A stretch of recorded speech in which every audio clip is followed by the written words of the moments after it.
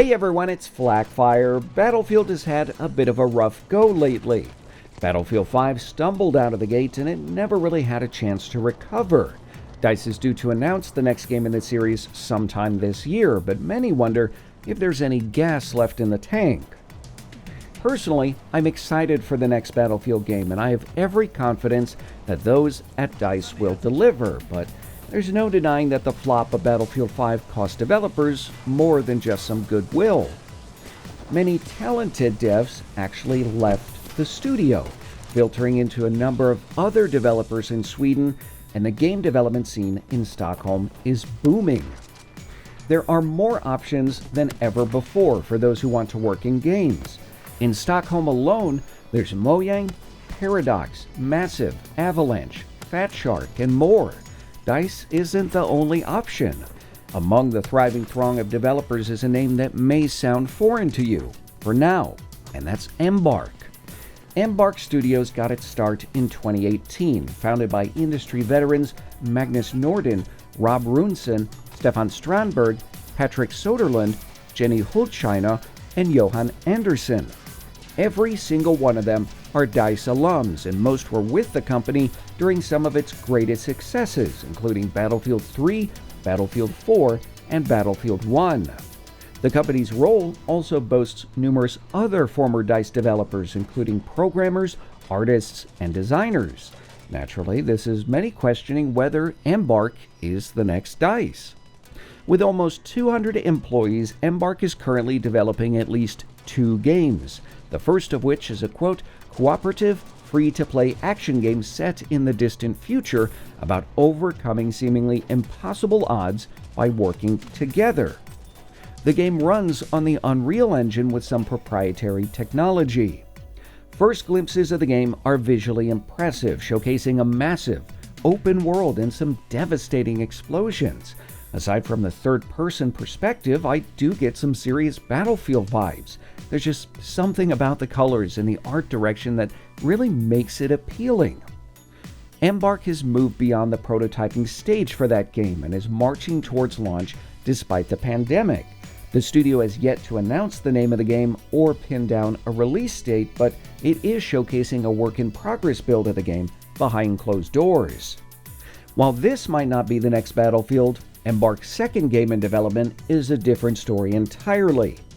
It's a first-person, team-based PvP shooter. Based on a pitch dubbed Too Irresistible to Ignore, the untitled game may not look like a Battlefield competitor from the first images, but Embark CEO Soderlund says, quote, it's a concept that leans heavily into team-based gameplay and puts dynamism, physicality, and destruction front and center, end quote. If you were going to describe Battlefield, those might be some choice words. You also might not know that Johan Andersson was one of the creators of DICE's Frostbite engine. But Embark isn't out to copy any formulas. They're into some seriously disruptive technology. Developers are working on unique tools for photogrammetry, procedural generation, and motion capture. Machine learning is powering most of these initiatives, reducing the amount of time that developers need to spend on tedious things, allowing them to pour their passion and energy into making games more engaging. Using some of their new tech, Embark was able to build a 254 square kilometer environment with completely dynamic weather and lighting.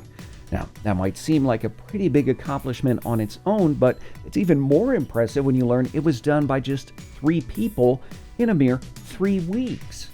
With game development a constant battle of resource management, it's easy to see why turning over redundant, work-intensive tasks to machine learning is a priority. They've even created a tool that can help create game-ready assets by just scanning videos.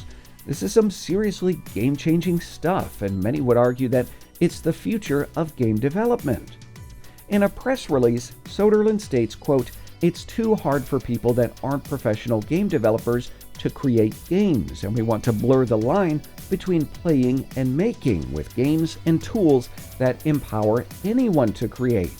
Just like anyone today can produce their own videos, write their own blogs, or make their own music, we imagine a world where everyone is able to create and share meaningful, interactive experiences.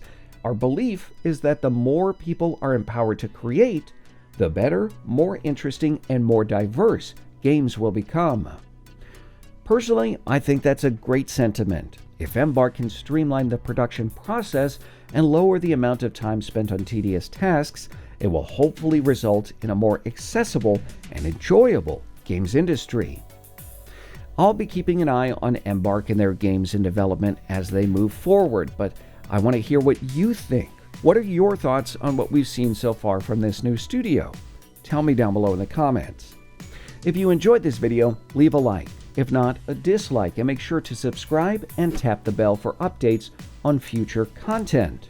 You can also follow me on social media like Facebook and Twitter. Links to those are down below in the video description. As always, thanks for watching.